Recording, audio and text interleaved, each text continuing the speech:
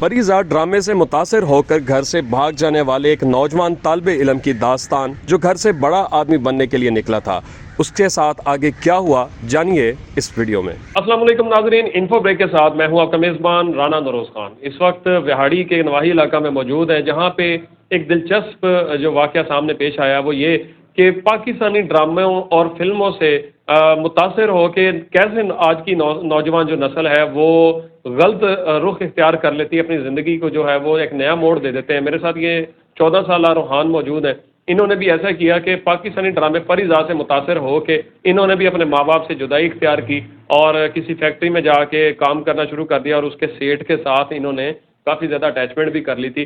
اور آگے کیا ہوا اور ان کو کیا کیا پریشانیاں آئیں، کیسے دور رہے، یہ ساری بات ان سے کریں گے۔ السلام علیکم۔ وعلیکم السلام۔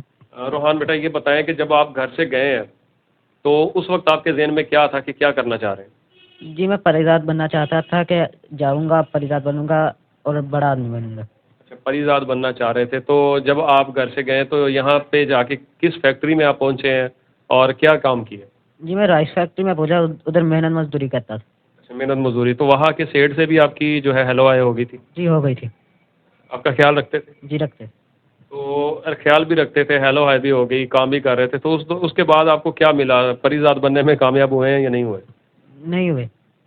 اور کیا نتیجہ میں نکالیں گے اس کے بارے میں؟ جی ایسے ڈرامے نہیں دیکھنے چاہیے، ان ڈرامے سے بچوں کے جو ہمارے ذہن پر برا اثر پڑتا ہے، تو ایسے ڈراموں سے انسان بہت کچھ کھو دیتا ہے۔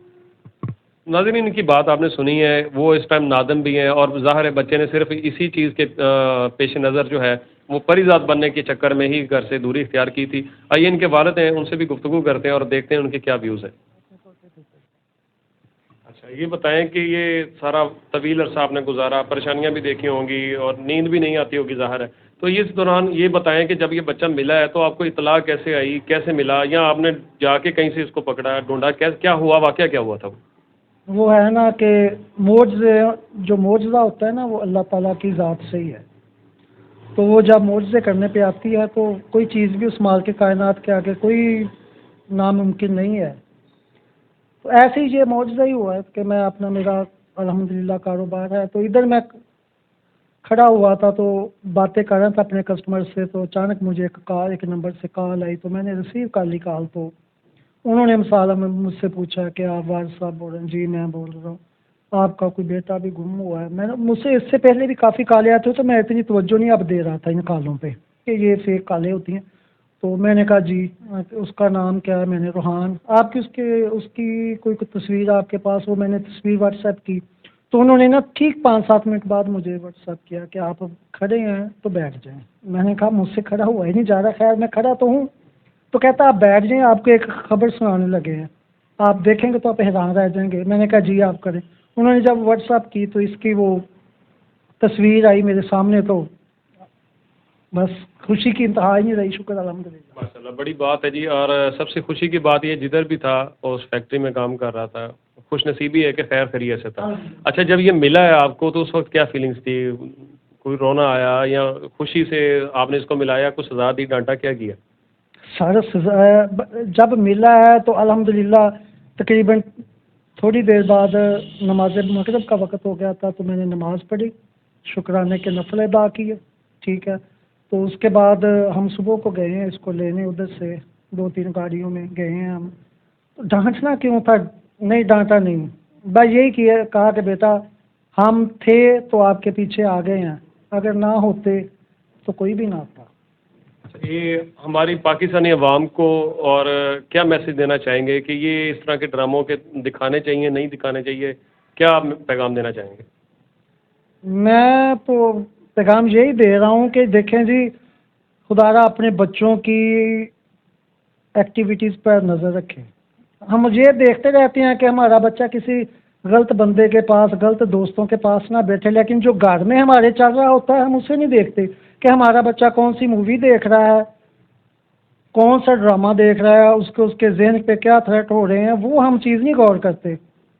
تو اگر آپ باہر اس کے ایکٹیویٹیز پہ نظر رکھتے ہیں تو گھر میں جو چیز دیکھتا ہے نا اس پہ بھی نظر رکھیں کہ اس کے مائنڈ میں کیا چل رہا ہے، یہ کون سے کس کو اپنا ہیرو مان رہا ہے اور کس کو یہ زیرو کر رہا ہے، اس پہ خصوصی توجہ دینی چاہیے والدین کو۔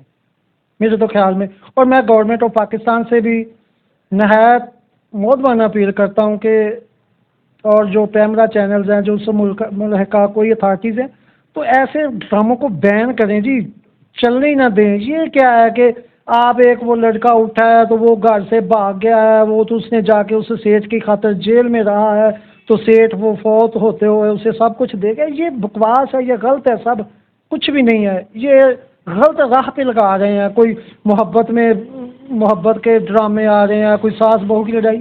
یہ کیا ہی ہے, یہ کوئی ڈرامے ہیں. کوئی ہماری اپنی کتنی کامیاب اور بہترین ہسٹری ہے, اسلامک ہسٹری, اس پہ لگائیں. ہمارے جو ہیروز ہیں صلاح الدین ایوبی, علامہ اقبال, سر سید احمد خان, ان پہ لگائیں نا آپ, ان کی تعلیمات اجاگر کریں. یہ کدھر چل پڑے ہیں ہم لوگ, غلط ہے. یہ بین ہونے چاہیے سر اس پہ.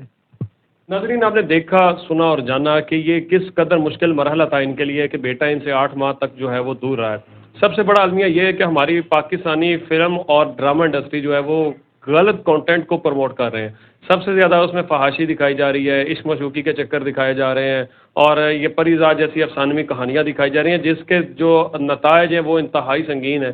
اور اسی کے چلتے ہوئے آپ نے دیکھا کہ یہ بچہ بھی اپنے گھر سے بھاگ گیا تھا صرف پری زاد بننے کے چکر میں. حالانکہ ماشاءاللہ سے اچھا ان کا کاروبار ہے, اچھا بزنس ہے, ٹھیک ہے, اور اچھا نظام چل رہا ہے, لیکن اس کے باوجود بچے کے ذہن میں وہ جنون سوار ہو گیا کہ میں بھی پری زاد بنوں گا.